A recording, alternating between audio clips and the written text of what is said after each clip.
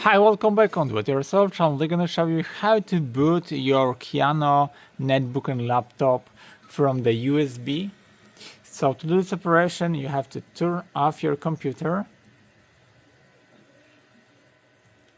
After that, turn on and hit escape.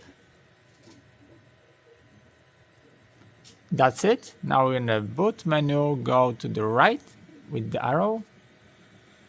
That's it. Now go down and choose. In my case, this is Toshiba USB. In your case, gonna be some different option. So click and enter on it. One more time, enter.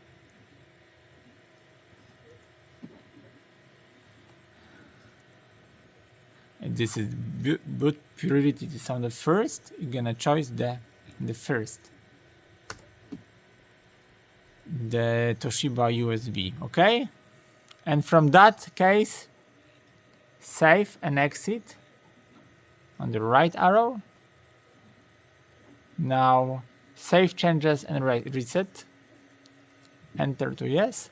And now wait. The computer will reset and boot from the priority from the USB in this case.